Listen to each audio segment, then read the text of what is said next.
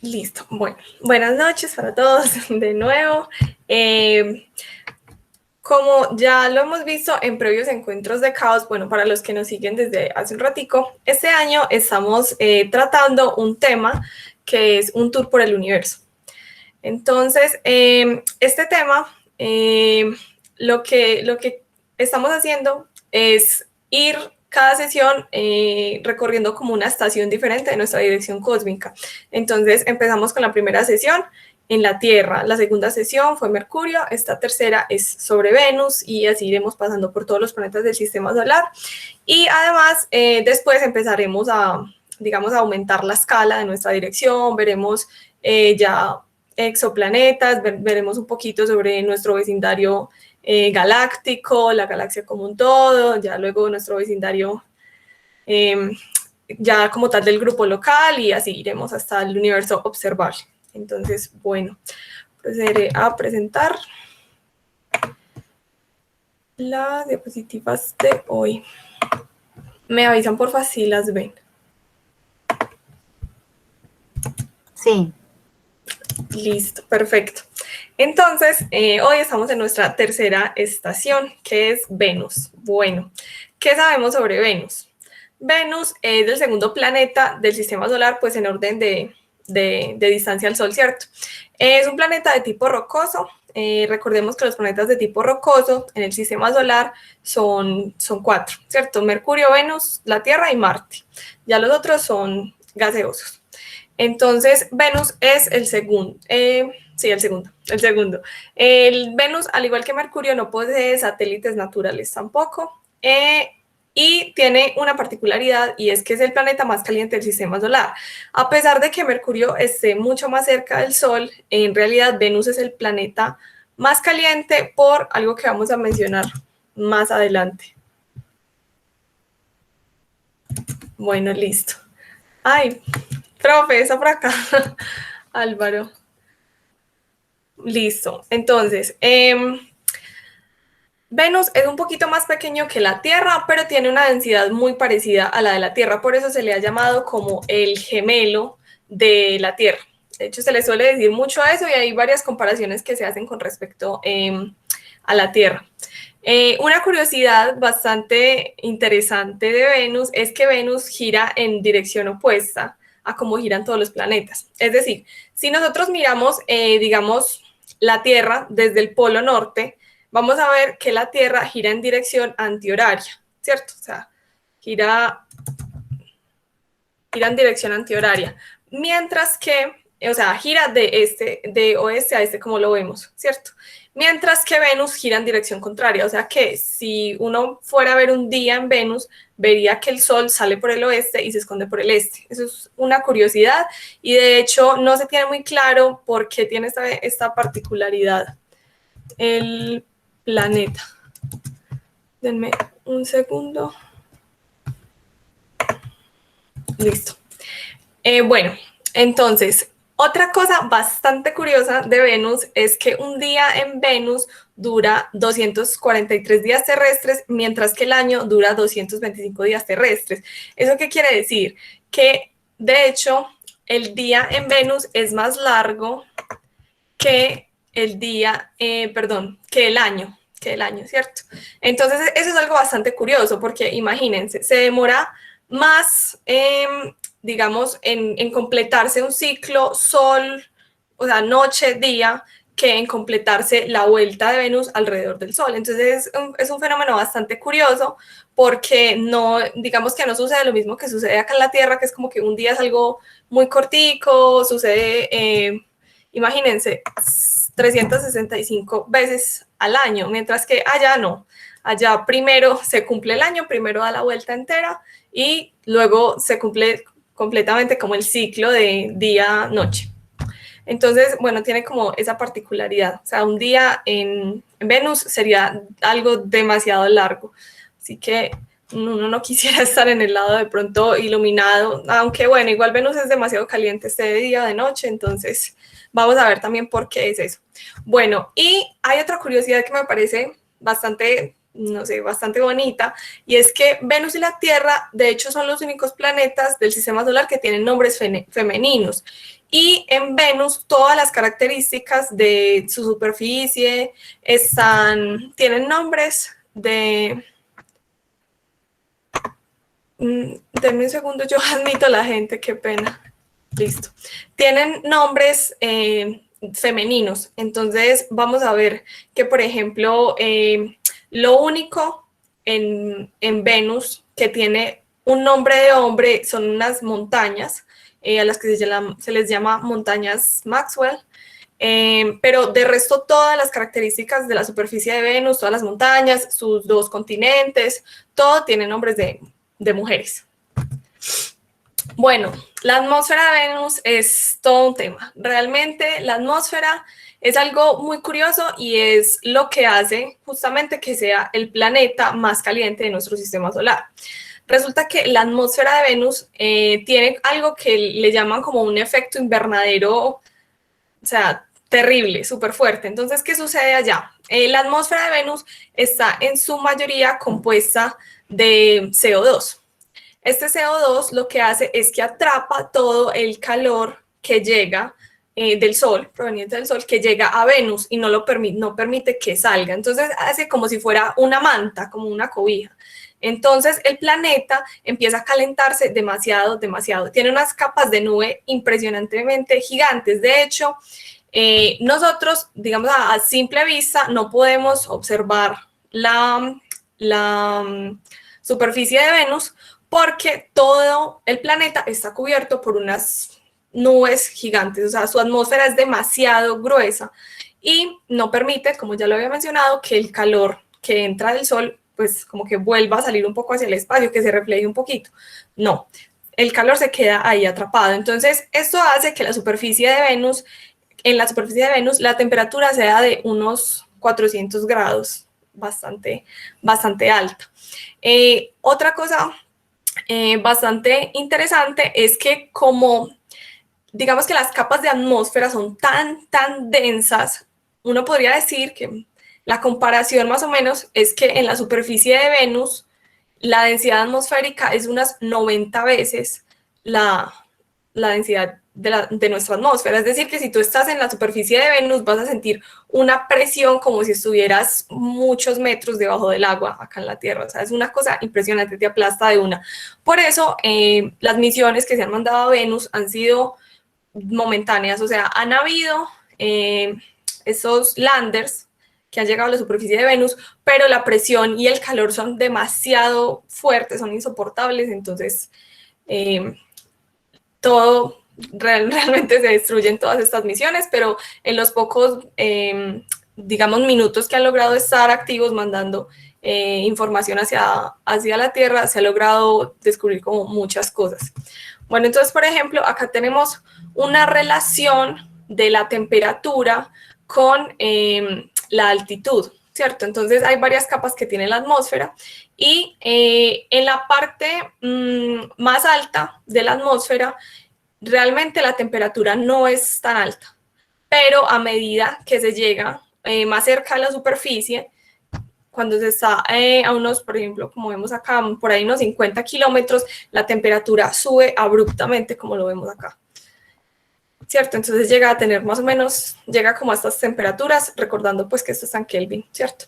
Entonces, realmente lo que sucede es que el CO2 atrapa todo ese calor, como ya lo había mencionado, además de que tiene unas nubes de azufre bastante poco amigables para la vida, como ya lo habíamos visto. Entonces, a pesar de que a veces se le llame a Venus como el hermano gemelo de la Tierra, en realidad no es tan hermano gemelo porque las condiciones de Venus son un poco extremas como para que se puedan dar condiciones de vida, pero ya vamos a ver más adelante cuál es todo el dilema que surgió hace unos meses sobre supuesta vida o posibilidades de vida en Venus.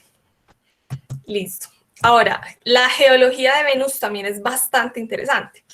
Resulta que Venus tiene como dos grandes continentes. Son como unas zonas a las que se les puso más o menos como ese nombre de continente. Uno es Afrodita y el otro es, se me fue, Easter, uy, se me fue, bueno. Resulta que es muy curioso que digamos, esta imagen que estamos viendo acá realmente está generada por un radar, ¿cierto? Digamos que debido a que la atmósfera de Venus es tan gruesa y no nos permite ver su superficie en luz visible, tocó recurrir a otras longitudes de onda, como también lo hemos discutido en otros encuentros de caos. Cada longitud de onda nos permite ver ciertas cosas diferentes. Pues, entonces, en este caso, lo que se usó fue un orbitador llamado Magallanes, que lo que hizo fue enviar, digamos, unas ondas hacia el planeta, hacia la superficie, y cuando estas rebotan, o sea, cómo funcionan los radares, y cuando estas rebotan, permiten mapear como toda la superficie del planeta. Y más o menos esto fue lo que se obtuvo. Entonces, las zonas más oscuras, más azules, son como las zonas más planitas, y las más cafecitas y más claritas son como las más altas. Entonces, la geología de Venus realmente sí es parecida a la de la Tierra, tiene volcanes, montañas, y aunque no tiene la misma dinámica de placas tectónicas pues, que la Tierra, pero sí tiene como, digamos, ciertas fracturas y rifts y todas las cosas que se forman en la Tierra debido al movimiento interno de lava. Entonces, la geología es bastante curiosa y, de hecho, es bastante interesante que cuando se estudió esta superficie, nos dimos cuenta que la superficie de Venus es muy cambiante. ¿Por qué? Cuando se miden la edad, eso es bastante complejo, pero cuando se mide la edad de la superficie, de ciertas zonas de la superficie, se puede dar cuenta de que es digamos que es material muy joven, de unos 600 millones de años, pues. Eso es de joven en términos astronómicos. Entonces, eso nos quiere decir que la superficie de Venus constantemente está cambiando, que constantemente estos ríos de lava están generando, digamos, cambios en su superficie, están generando unos pisos cada vez, digamos, más jóvenes, así como similar a lo que sucede en la Tierra. Entonces, bueno, esas son algunas de las curiosidades. También hay otras curiosidades que no puse la imagen, y es que hay zonas en las que se forman como unas donas, como unas donitas, como unas grietas de forma circular, que no están, digamos, expulsando lava por encima, no es como un volcán ahí expulsando lava, sino que es como si fuera una montaña, pero tiene una forma como muy plana y circular, y se genera justamente por esa presión que está haciendo, digamos, el magma debajo de la superficie de Venus, y forma como unas grieticas así circulares bastante interesantes. Entonces, la geología de Venus realmente es bastante activa, al igual que la de la Tierra. En eso sí es más parecida pues como a la Tierra. Una diferencia bastante importante de Venus es que no tiene agua en su superficie. Definitivamente no la tiene. ¿Hay alguna pregunta? Bueno. Bueno, si tienen preguntas, por cierto, me pueden interrumpir o pueden escribirlas. Yo voy respondiendo. Listo. Bueno, como les iba comentando, Venus no tiene agua como la tenemos en la Tierra. Entonces, de hecho, esto ha generado varias incógnitas de si es un planeta como tan parecido a la Tierra, ¿por qué tiene unas condiciones tan exageradamente distintas? Se cree que de pronto, pues son algunas de las teorías que se han formulado alrededor de esta situación, se cree que de pronto en cierto punto Venus tuvo agua y esta se evaporó por un efecto invernadero como intenso. Esta se evaporó y definitivamente escapó del planeta y lo dejó así como una superficie completamente árida. A la superficie de Venus es un infierno, literalmente. No tiene absolutamente nada de agua, es un desierto completo, hace un calor inimaginable para nosotros y, bueno, como ya lo habíamos visto, las nubes retienen como todo este calor. Entonces, estas nubes también recorren el planeta alrededor de 4 días, lo que hace que todo el calor que, digamos, llegue por el lado que está de día al planeta se pase también a la zona donde está de noche. Entonces realmente no hay mucha diferencia entre la temperatura en la zona diurna y la zona nocturna, como de pronto sí la puede haber acá. Allá no hay tanto esa diferencia. Todo el planeta tiene una temperatura muy uniforme en su superficie. Bueno, entonces esas son como algunas de las curiosidades, ya como tal en términos de su atmósfera y de la geología del planeta. Ahora, algo muy chévere es que Venus lo vemos desde la Tierra. No sé si han tenido la oportunidad de ver a Venus por telescopio. Ojalá la tengan pronto. Los que viven de pronto en Río Negro ya saben que estamos haciendo también unos encuentros en San Antonio de Pereira, por si les interesa. Bueno, por el momento no, porque todo está cerrado, pero bueno, ahí les dejo el dato para que estén pendientes de nuestras redes sociales. Listo, continuando. Resulta que Venus, al igual que la Luna, tiene unas fases. Esto sucede con Venus y con Mercurio. ¿Por qué? Porque son planetas que están antes que nosotros en la, como lo vemos acá, que están antes que nosotros en la Órbita, no. pues sí, exacto, o sea, están antes que Órbita. nosotros en dirección al Sol. O sea, su órbita es más interna que la de nosotros, por decirlo así, ¿cierto? Entonces, resulta que eso hace que, como lo vemos acá representado, veamos siempre una zonita iluminada de Venus, dependiendo la ubicación que tenga de su órbita. Entonces lo vamos a ver como con fases. Esto no sucede para los planetas exteriores, eso no sucede para Marte, Júpiter, Saturno, Urano, Neptuno, bueno, para los otros. No sucede porque nosotros desde el punto de vista en el que los estamos viendo, los vamos a ver siempre la cara iluminada por el Sol. Mientras que a Venus le vemos a ratos el pedacito no iluminado, una partecita no iluminada. Aunque aquí también hay un dato bastante interesante que me dejó como bastante sorprendida, y es que cuando Venus pasa cerca de la Tierra hay como un efecto de marea gravitacional entre la Tierra y Venus, y es que cuando Venus pasa, digamos, en su órbita cerca de la Tierra, queda un poco bloqueado gravitacionalmente y le muestra siempre la misma cara en ese recorrido a la Tierra. Entonces es algo bastante curioso sobre Venus. Bueno, y continuando, entonces resulta que cuando Galileo vio por primera vez a Venus por telescopio, empezó a hacerle un seguimiento y a notar estas fases en Venus, porque antes, digamos, de la invención del telescopio, se veía ese punto súper brillante en el cielo que la gente, digamos, por siglos le hizo seguimiento de su movimiento, por lo cual se determinó que era un planeta, ¿cierto? Sabemos que los planetas tienen su nombre de estrellas errantes, ¿cierto? O sea, que desde la antigüedad se las observaba y se veía que se movían entre las demás estrellas y por eso se les llamó planetas, ¿cierto? Entonces ya estaba registrado que este astro era un planeta. Como tal, no se sabía la definición de planeta, pero se llamaba así.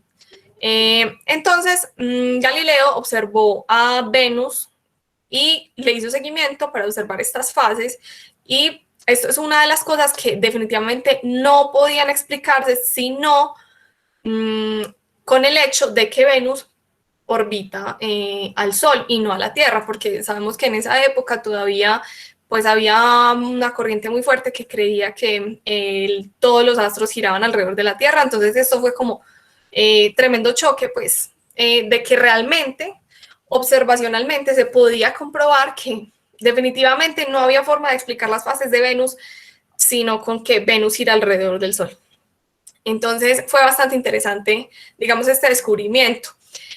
Vamos a ver también que digamos, las órbitas, no, más bien las trayectorias que describen en el cielo, como vemos nosotros, que se van moviendo los planetas en el cielo desde acá, desde la Tierra, no hay forma de explicarlas, o sea, no hay mejor forma de explicarlas o más simple que con el modelo heliocéntrico, o sea, con el Sol en el centro, ¿cierto? Entonces, esto fue uno de los primeros pasos en esa dirección. Ya se tenían registrado, obviamente, el movimiento de los planetas, que ellos en el cielo, viéndolos de acá, si uno les hace seguimiento, ellos avanzan, luego retroceden un poquito y luego avanzan, que eso es la combinación del movimiento del planeta y del movimiento de la Tierra.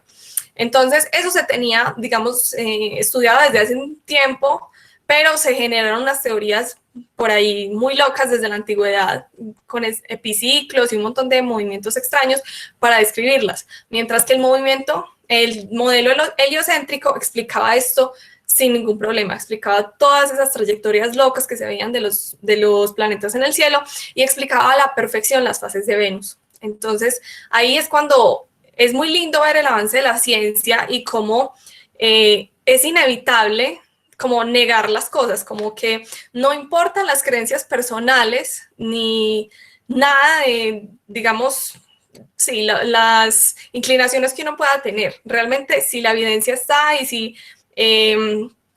si la experimentación nos lleva a algo, entonces por ese lado debe ser y hay que seguirlo. Entonces, esa es una de las cosas más admirables, por decirlo así, de la ciencia. Listo. Entonces, les hago la invitación a que vean alguna vez, si tienen la oportunidad, a Venus por telescopio. Es muy chévere ver, porque uno lo ve así, tal cual, pues, de pronto no así, depende del telescopio, pero sí se ve como ese casquito ahí, como de que no está completo el planeta, y es muy chévere. Bueno, otra cosa, ya se me había olvidado. Venus, creo que se me trocaron aquí un poquito las diapositivas. ¿Cómo observar a Venus? Ya que estamos hablando de cómo se ve desde la Tierra. Resulta que Venus, al igual que Mercurio, por ser planetas que están antes que nosotros en cercanía al Sol, van a estar siempre por los laditos muy cercanos al sol, es decir, que siempre los vamos a ver en el amanecer o en el atardecer. Sea en el atardecer, estarían pues después del sol, o sea, se ocultan unos minutos después del sol, o en el amanecer saldrían antes que el sol, ¿cierto? Entonces, estos planetas justamente son un poquito difíciles de observar en ese sentido, porque pues como están tan cerca del sol, normalmente nosotros estamos acostumbrados a observar las cosas pues que no sean el sol, en la noche, entonces la luz del sol opaca mucho su brillo, pero aún así, cuando Venus está en sus mayores distancias, por decirlo así, como que se le dice elongaciones, como que lo más lejos que está angularmente para nosotros del Sol. Cuando está bastante separado del Sol, lo logramos ver un buen ratico en el amanecer o en el atardecer y se ve como una luz supremamente brillante, o sea, es lo más brillante que se ve en una noche después de la luna, si está visible, pues, claro. Entonces, eso es bastante interesante para tratar de ubicar estos planetas. Entonces, a veces que uno está por ahí observando el cielo y ve algo muy brillante y es como que, bueno, eso será que una estrella, un planeta, ¿qué será? Entonces, por ejemplo, si uno quiere saber si es posible que tal planeta o tal luz o lo que sea Venus, por ejemplo, si es una hora muy avanzada de la noche, pues es más, como después de las 8 de la noche, y uno ve, digamos, esta luz por ahí toda altica, no puede ser Venus por nada del mundo. Entonces, ese es uno de los datos como interesantes cuando uno quiere hacer observación de Venus. Entonces, por ejemplo, cuando lo vayan a ver por telescopio, tienen que planear la observación. Primero, obviamente, mirar en cartas celestes, pues de estas virtuales como Stellarium, o bueno, también buscar en Google, bueno, si Venus está visible por esos días y planear su observación siempre cercana pues a la madrugada o al atardecer, dependiendo dónde esté Venus por esas épocas. Entonces, bueno, ahí les dejo el dato. Listo. Acá, volviendo. Por esta época, Venus está viendo hacia el occidente o hacia el oriente, o a la madrugada o al atardecer, este mes. Yo creo que por estos días Venus no se está viendo. Álvaro está por acá para que nos confirme.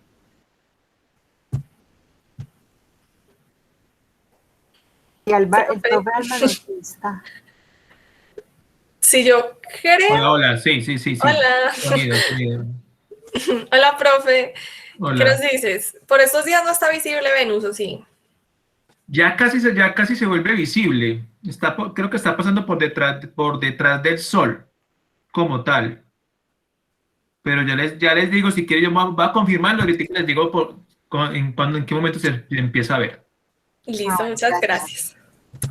Bueno, o sea que Venus debe estar por estas partes de atrás, entonces, bueno, de pronto en unos días lo empezamos a ver. Ah, bueno, y acá era lo que les decía, lo de la máxima elongación. Cuando Venus está en estos puntos, en este y en este, es que lo podemos ver más lejos del Sol, es que podemos tener como una mejor visualización de Venus, como por un poquito más de tiempo, porque cuando, digamos, está en esta zona más cercana al Sol, ya va a ser demasiado difícil, ya va a estar demasiado pegado y la luz del Sol lo va a opacar, no se va a ver demasiado bien. Entonces, a mí siempre me parece muy chévere uno empezar a relacionar estas cosas como desde el plano, como viendo el sistema solar desde afuera y viéndolo cómo se ven las cosas realmente desde la Tierra. Es muy bacano relacionar ese tipo de cosas y los invito completamente a que hagan esto y a que relacionen también, digamos, si logran tener la oportunidad de ver a Venus por telescopio, relacionar este tipo de cosas, las fases que uno está viendo con dónde está ubicado, amanecer, atardecer, empezar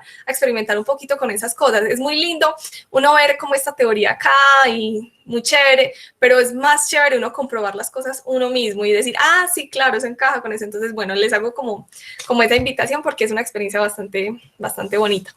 Bueno, otra cosa interesante, que esto me parece de lo más chévere, es que los planetas interiores, pues sí, Venus y Mercurio, por lo mismo de que están antes que nosotros, nos permiten hacer ciertos cálculos interesantes.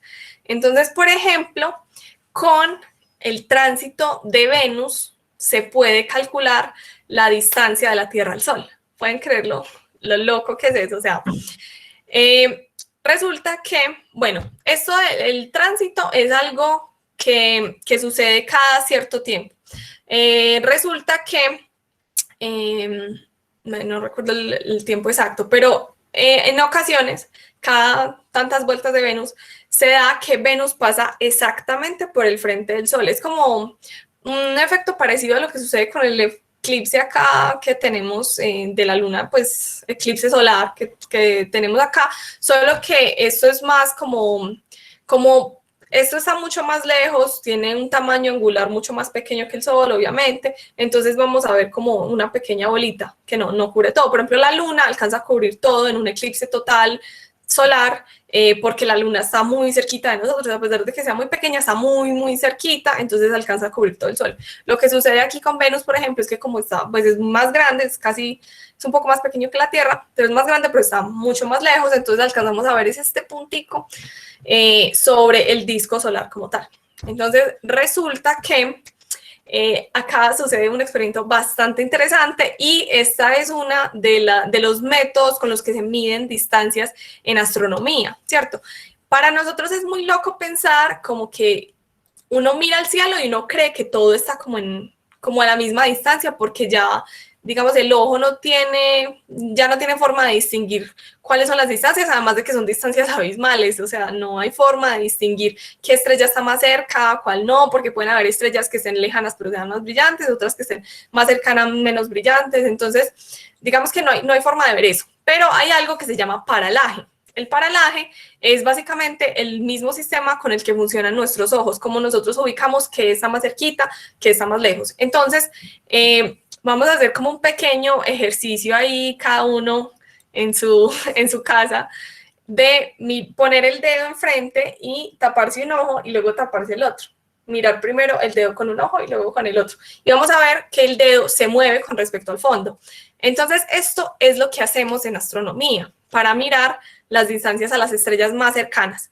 Nosotros miramos la estrella en una época del año, ¿cierto? Y luego la miramos en otra época del año, o sea, cuando la Tierra se ha desplazado la mitad de su órbita, entonces que esté como lo más lejos posible una distancia de la otra, como si fuera un ojo y el otro ojo, y miramos a esa estrella y vemos qué tanto se movió, qué ángulo se movió con respecto al fondo de estrellas más lejanas. Y ese angulito que obtenemos ahí nos dice la distancia a la estrella como tal.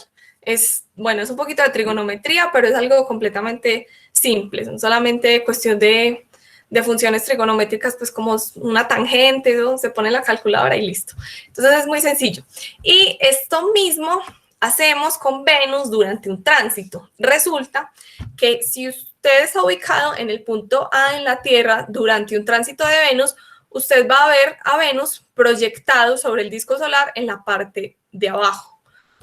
del disco solar, es decir, como por acá, ¿cierto? Y la persona que esté antes, como en la parte más al sur de la Tierra, va a ver a Venus proyectado en la parte más, digamos, más arribita, más al nuestro norte, por decirlo así, del Sol. Entonces, digamos, esa distancia angular que se va a ver acá nos permite determinar la distancia de la Tierra al Sol. Ese es un cálculo bastante interesante y les dejo como el datico para que vayan y lo miren y traten de encontrar la forma. Y si no, si están interesados en saber cómo se hace y como que no, explíqueme del todo, me preguntan al final y de pronto lo dejamos de trabajito para el próximo encuentro si les interesa. Es un cálculo muy chévere y bueno, no es tan fácil como que uno pueda captar un tránsito, pero es algo que de pronto con datos de fotografías y cosas así, fechas, se puede lograr hacer experimentalmente uno mismo. Entonces, siempre los invito a que hagan un poquito de experimentación, ¿cierto? Entonces, bueno, ahí les dejo el dato de que con algo tan simple como pues no es tan simple, pero bueno, algo tan chévere como un tránsito de Venus se pueden calcular cosas matemáticamente y calcular nuestra propia distancia al Sol. Eso es algo demasiado hermoso. Bueno, otra cosa bastante linda, bastante estética de el movimiento planetario es que los planetas van formando en su trayectoria, en su movimiento como tal alrededor del Sol, van formando como unos, ¿cómo decirlo? Unas formas, van dibujando en el cielo unas formas bastante interesantes, bastante curiosas. Entonces, por ejemplo, esta es la forma que hace Mercurio en el cielo. Epiciclos, dijo el profe. ¿Cómo?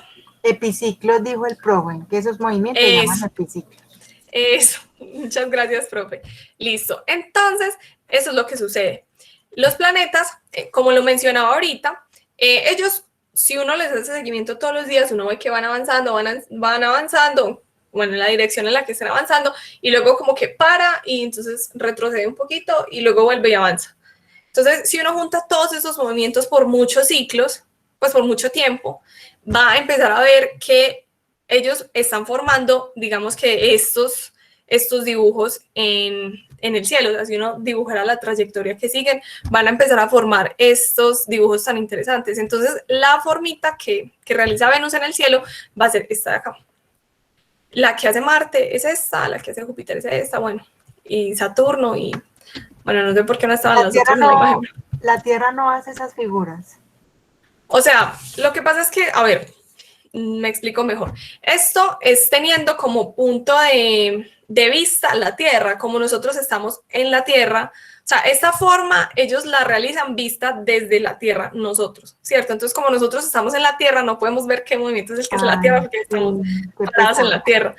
Pero si uno se va, no sé, a Venus, a Marte, pues va a ver que la Tierra va a realizar alguna de estas formas interesantes. Pero obviamente que para nosotros es bastante complicado hacer estas mediciones desde otro planeta, porque, exacto, pues por el momento el viaje interplanetario está muy distante tecnológicamente y, bueno, no sé, económicamente, en muchos sentidos. Entonces, nuestro punto de vista en cuanto a muchas cosas es la Tierra. Y, bueno, en este caso también lo es. La Tierra. Desde la Tierra, esto es lo que vemos, que forman los planetas en el cielo. Es bastante chévere. No encontré la animación, se las quedo viendo, la busqué un montón, es porque se ve muy chévere cómo va formando esta imagen Venus. Y los invito igual a que cuando tengamos a Venus por ahí disponible, si siguen viniendo al club, yo les aviso cuando esté viendo Venus, les digo ya se está viendo por tal lado, para que le hagamos un seguimiento. Hacer seguimiento a los planetas es algo bastante interesante porque uno empieza digamos, a identificar mejor estas cosas y a entender cómo funciona, digamos, las cosas a nivel macro y cómo se ven desde acá y cómo con la información que tenemos desde acá es que nos hemos imaginado, no hemos llegado a todas estas teorías que ahora tenemos, ¿cierto? O sea, nosotros desde hace muy poco es que podemos salir de la Tierra y mirar las cosas como un poco en otras perspectivas, pero a nosotros todo nos ha tocado teorizarlo desde aquí, desde nuestro rinconcito en el sistema solar, nos ha tocado pensar cómo es que sucede esto, por qué se da esto, cómo se da esto, y lo que nosotros observamos son justamente este tipo de cosas. Entonces, por eso les mencionaba ahorita, y lo que el profesor decía, que en la antigüedad se tenían unas teorías muy locas para explicar estas figuras que formaban los planetas, que eran con epiciclos diferentes, unas cosas, unas teorías de Ptolomeo, que eran bastante complejas. Mientras que todo esto tan hermoso se puede explicar muy fácil solamente con el modelo heliocéntrico. Entonces, es algo bastante interesante. Bueno, ahora, las misiones. Resulta que a Venus han ido unas 50 misiones. O sea, han salido con rumbo a Venus. Pero resulta que lo que son Mercurio y Venus son unas trampas gravitacionales. Bueno, no tan así, pero lo que sucede es que cuando nosotros, digamos, enviamos una navecita hacia estos dos planetas, la atracción del Sol es demasiado fuerte. Vamos a ver que lo que sucede es que obviamente es como cuando uno está en la Tierra y, digamos, sube a un avión y se tira en caída libre de esos deportes extremos chéveres.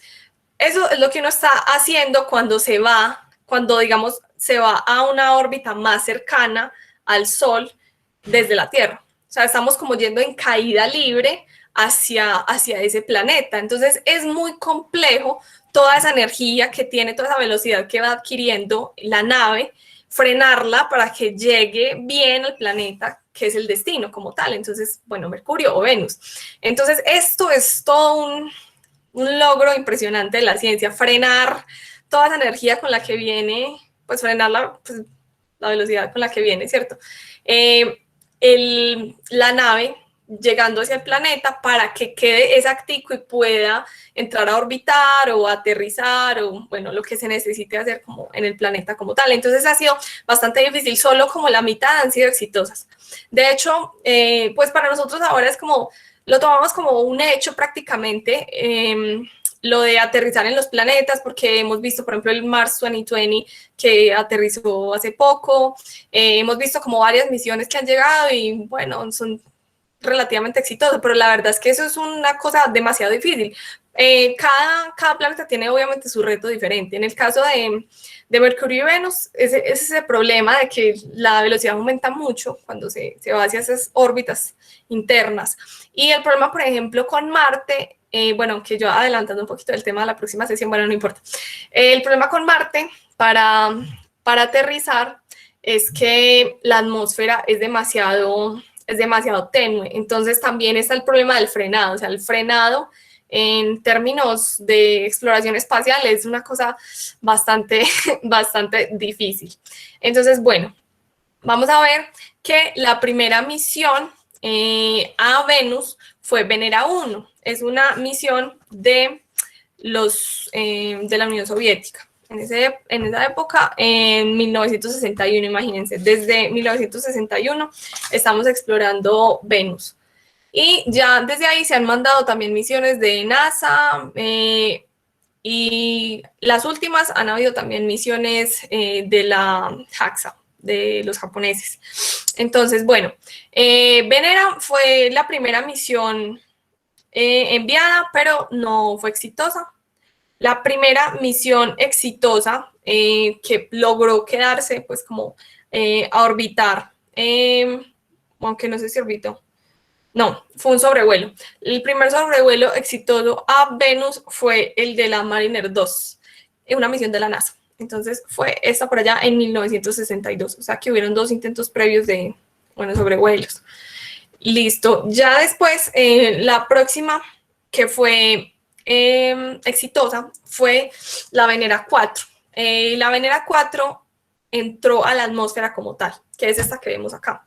O sea, la idea, esta también es, bueno, todas las Veneras son rusas. Esta Venera logró entrar a la atmósfera y estudiar la atmósfera. Esa fue la que concluyó, pues ya como con esos datos experimentales, que la atmósfera de Venus está compuesta en un 90% de dióxido de carbono. Entonces, esto fue bastante interesante. O sea, esta misión. Fue la primera que logró entrar a la atmósfera, pero obvio, solo estaba hecha como para que entrara a la atmósfera. Ella ya después pues, se destruyó porque su objetivo era solo eso, o sea, conocer qué componentes tenía la atmósfera de Venus. Ya después hubieron más misiones, pero llegamos a la primera que tuvo un aterrizaje exitoso, que fue la Venera 7. O sea, que fue en este mapita aquí tan interesante, vemos que fue en 1970, o sea, casi 10 años después de que se empezaron a mandar misiones hacia allá. Entonces la Venera 7 sí logró aterrizar y mandar información unos minutos antes de destruirse, y ya de ahí se mandaron varios landers más que siguieron mandando información sobre la superficie de Venus, bastante interesantes. Hay unas cuantas fotografías por ahí, no sé por qué no puse. Bueno, y otro dato interesante que ya lo había mencionado es esta misión Magallanes de 1990, que fue la que mapeó tan bien la superficie de Venus. O sea, otras misiones habían tratado de mapear a Venus también. Creo que fue la Pioneer, no me acuerdo si fue esa o esta. Creo que es esta.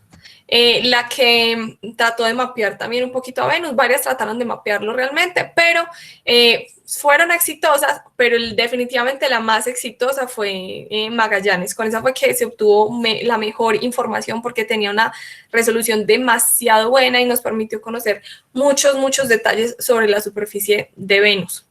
Y bueno, realmente ya de un tiempo para acá empezó a no ser como tan no sé, estudiado mucho como el objetivo de los científicos ir a Venus. Entonces ya lo que ha habido más que todo han sido sobrevuelos de otras misiones que van rumbo hacia otro lado, o sea, van hacia otro planeta, como por ejemplo la Cassini, pasó por ahí en 2 ocasiones, sobrevuelo, tomó un poquito de información y así ya lo que hemos tenido, digamos, más reciente, ha sido sobrevuelos que tienen otro objetivo que no es Venus como tal.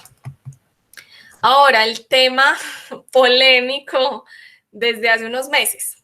Resulta que hace unos meses, como en septiembre, si no estoy mal, salió un artículo que decía que se había detectado fosfina en Venus. ¿Qué es esta molécula? Digamos que acá en la Tierra es generada por vida, en cierta cantidad también, ¿cierto? Entonces, lo que parecía haberse detectado era esta molécula que no tenía una explicación natural, de acuerdo digamos, al funcionamiento del planeta, no tenía como una explicación natural esta molécula. Esto se le llamaban como biomarcadores.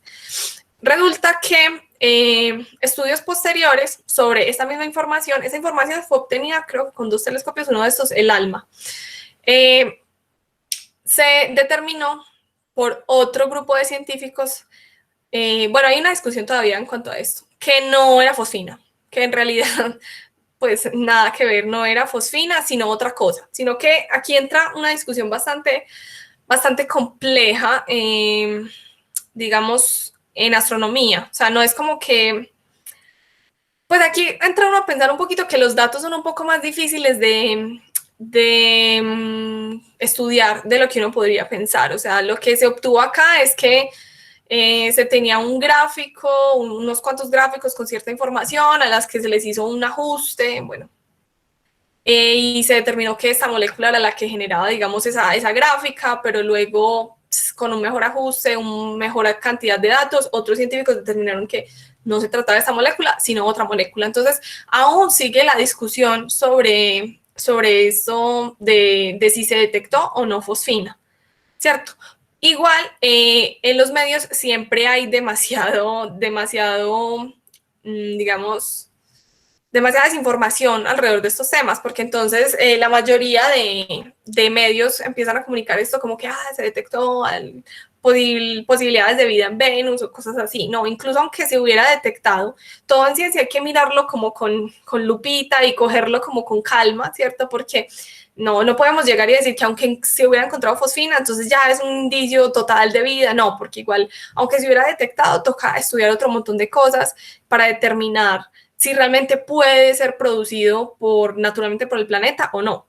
Entonces, hay que tener siempre mucho cuidado en cuanto a las fuentes que utilizamos para informarnos por este tipo de cosas, para no, digamos, confundirnos un poco, que es que ya la NASA confirmó que hay vida en Venus, cosas por el estilo. No, hay que coger siempre la información como con duda. Siempre la base de la ciencia es la duda, el escepticismo. Entonces, esto, por ejemplo, es una prueba de que la ciencia se hace cada día, se está haciendo cada día y cada día estamos investigando más, y que no está mal el hecho de que haya existido un error en lo que, digamos, en la conclusión a la que llegó el primer paper, por decirlo así. No está mal, es el camino para construir ciencia. El camino para construir ciencia es tratar de mirar, o sea, tener un conjunto de datos, construir hipótesis sobre qué pudo generar esos datos, encajar, tratar de mirar si la teoría predice cosas que son correctas, bueno, ese tipo de cosas, y luego si llega una teoría que se ajuste más y tumba la otra, pues eso es lo que se hace. Entonces, esta situación de error, corrección es fundamental y es lo que genera que la ciencia esté en constante cambio y que la ciencia avance. Entonces, digamos que a mí me gusta hacer esta reflexión en cuanto a este tipo de cosas por el hecho de que es como que, ay, no, se equivocaron, que no, o sea, es la forma de construir ciencia. Entonces, esto está bien y nos hace ser más cautelosos en muchas cosas a futuro. Entonces, es algo, digamos, para reflexionar un poquito en cuanto a cómo nos informamos y en cuanto a cómo se construye la ciencia.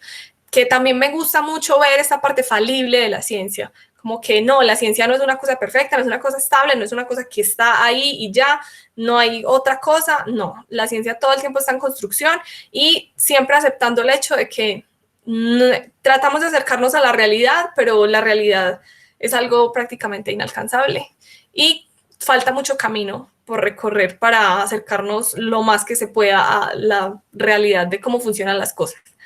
Entonces, esa es más o menos la conclusión en cuanto a esto. Y bueno, ahora algo muy interesante, Venus y el futuro de la Tierra.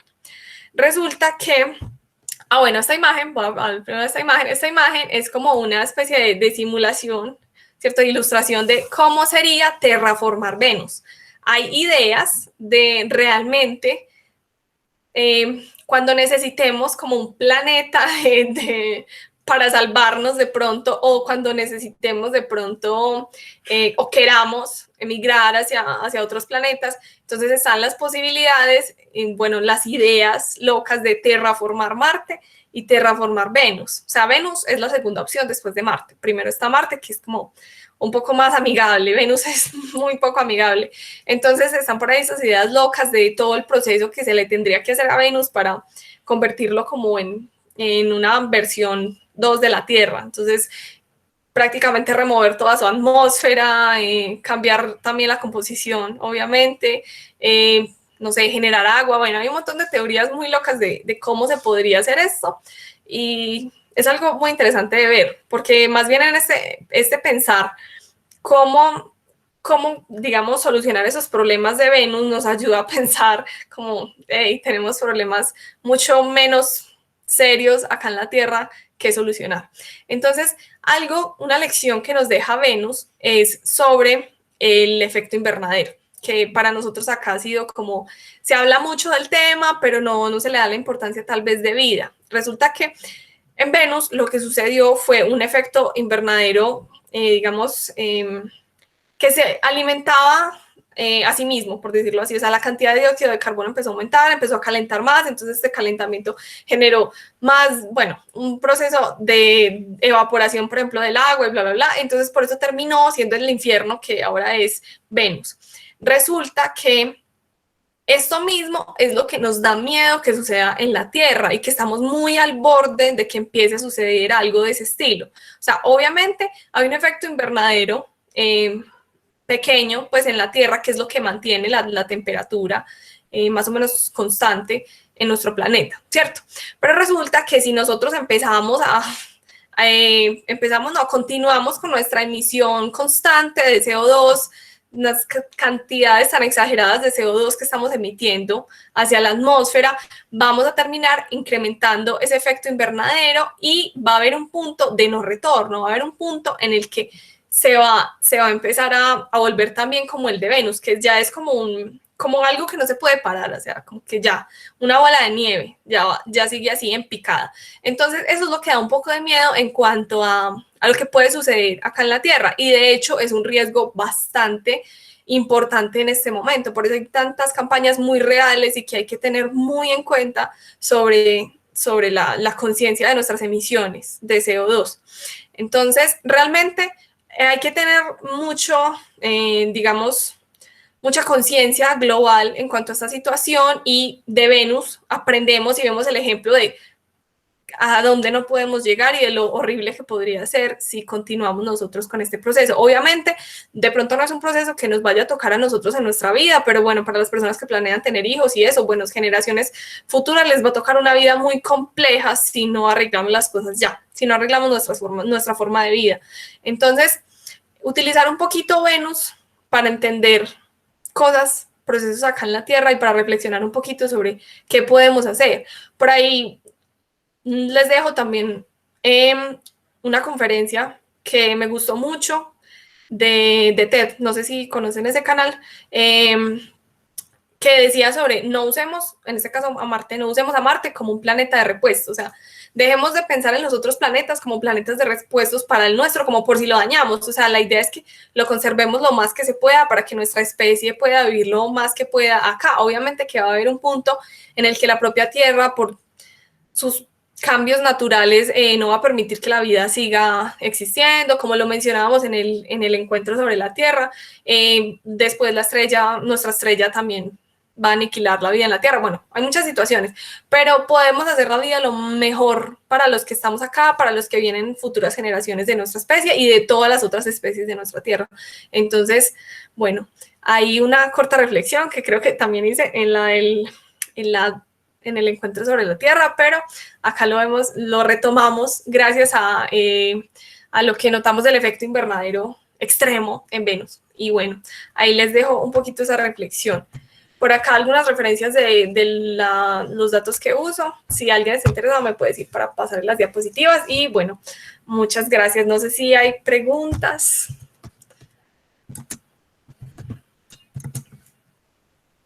Todo muy bien. Gracias. Bueno, no tienen ninguna pregunta, todo quedó súper claro, o nada quedó claro, porque si no hay preguntas. O correcciones también. No, Lisset, lo que iba a decir lo de la observación. Ay, sí. No, Venus justamente se va a empezar a observar ya finalizando este mes y el resto del año al atardecer. Perfecto. Cada vez se va a ir alejando más del horizonte. Va a llegar como a su máxima separación por allá en agosto, septiembre, y luego se va a volver a acercar al Sol hasta diciembre, enero. Que va a ser como todo ese recorrido. Entonces, lo que tú decías ahorita de hacer seguimiento y de hacer observaciones, si se tiene buen horizonte occidental, sería una buena oportunidad. Perfecto, muchas gracias, profe. Gracias, sí. Entonces, ahí les queda el dato para que estén pendientes. Igual yo siempre recomiendo mucho, pues antes de salir a hacer la observación y todo esto, mirar un poquito en estos software como de carta celeste, como Stellarium, por ejemplo, que uno puede ir viendo cómo va avanzando Venus con los días, a qué hora va a estar, dependiendo de la ubicación donde uno está, y empezarlo a ubicar para poderle empezar a hacer el seguimiento, mirar cómo se va moviendo, si se tiene la oportunidad de mirarlo por telescopio, mirar cómo van avanzando las fases. Vamos a tratar de hacer eso, de hecho, si se puede, en el club presencial, para que se anime pues a acompañarnos, que pronto les estaremos compartiendo información sobre eso cuando mejore pues la situación de la pandemia, al menos pues cuando baje como ese tercer pico. Entonces, bueno, ahí les queda la información. Dice, de a los que les guste leer, hay un libro que yo pues, incluso es de los últimos libros que he leído, se llama El arte de medir el cielo, en busca de Venus, de Andrea Wolf. Ahí está lo que tú decías, toda la odisea que se tuvo que hacer para poder conocer la distancia Tierra-Sol. ¿Cierto? Es este libro. Ay, En busca de perfecto. Venus. Ahí está toda la historia de todos los que les tocó ser a un grupo de astrónomos de la época y observadores del cielo. Algunos se les nubló y allá pues ya se les dijo que eso no es que pase cada día. Tenían dos oportunidades nomás, una en 1761 y otra en 1769. Algunos murieron en el camino y todo, pero gracias a estas expediciones que hubo en esta época, en el siglo XVII, XVIII, conocemos la unidad astronómica, la distancia Tierra-Sol. Entonces aquí está todo el librito muy bien escrito por esta autora que también tiene otros libros muy interesantes. Perfecto, muchas gracias, profe, por eso. No conocía el libro, muchas gracias. Bueno, ahí les queda el dato de tarea. Están preguntando algo en el chat, Liz. Sí, eso estoy mirando. A ver, en el caso de que nosotros los seres humanos sobrepoblemos la Tierra, ¿se cree que podríamos sobrevivir en otros planetas?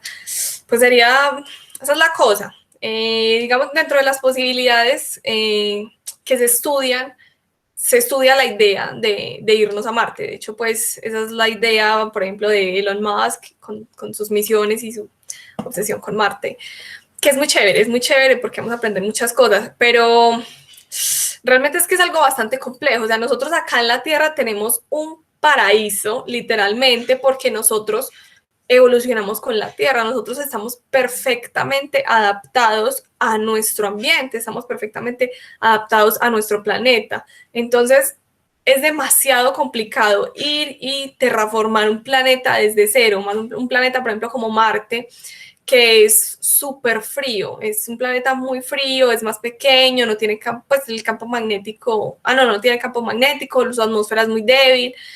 O sea, es un ambiente como que no te lo imaginas ni siquiera en lo más extremo de acá de la Tierra. Es muy complejo. Entonces, es demasiado difícil llegar a eso. Obviamente que hay unas teorías que dicen sobre las civilizaciones, que qué tan avanzada está una civilización se refleja en esa parte de ir a colonizar otros mundos. Entonces, digamos, dentro de los ideales, de pronto sí cabe lo de ir a vivir en otros mundos o incluso vivir, no sé si han visto, por ejemplo, como en la película Interestelar, que tienen como esa estructura gigante afuera del planeta, en donde todos viven ahí como que en una gravedad simulada. Están esas ideas de realizar eso a largo plazo, obviamente, en unos muchos cientos de años. O sea, requiere mucho avance de tecnología y de muchas cosas como sociedad, bueno, un montón de cosas, de materiales, de todo. Nosotros apenas acabamos de salir del planeta mandando robots, pues apenas acabamos de mandar una cosita aquí, otra cosita. O sea, miren que cuando fue el viaje a la Luna, por ejemplo, o sea, apenas estamos empezando a salir, ¿cierto?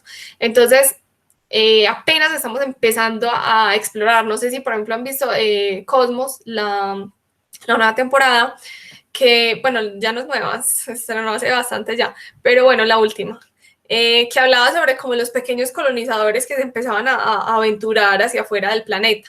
Nosotros estamos en la etapa de apenas estar mirando, mandando cositas para ver si por allá de pronto hay posibilidades de algo. Entonces, de pronto esa idea está a muy largo plazo y créeme que hay trabajos en ese aspecto, hay trabajos como en ese, digamos, en esa dirección, pero es algo que se va a demorar demasiado tiempo. Si sucede, si no nos matamos antes a nosotros mismos, que también es bastante probable.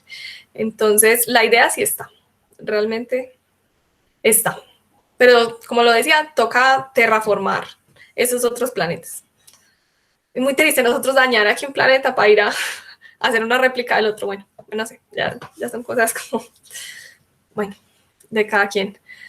Bueno, con todo el gusto. No sé si tienen más dudas. Recuerden pues que en Caos nos estamos viendo constantemente cada 15 días. Aquí les dejo ay, no me quedó el link completo. Bueno, ahí les dejo el link. Sí me quedó completo, creo que no.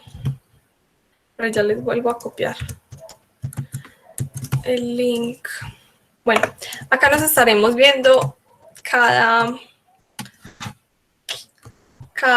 15 días. El próximo tema va a ser, pues, como en el orden que íbamos, va a ser Marte, ¿cierto? Vamos a hablar un poquito también de estas misiones a Marte, vamos a hablar un poquito de eso, de lo que esperamos encontrar con las misiones en Marte, de cuáles son los planes a futuro con Marte desde varios puntos de vista. Sabemos que hay, digamos, varios proyectos internacionales, bueno, privados también, con ideas de varias cositas para hacer en Marte. Entonces, bueno, vamos a discutir eso un poquitico y también vamos a hablar sobre las características de Marte, como todo lo que mencionábamos, similar a lo de Venus.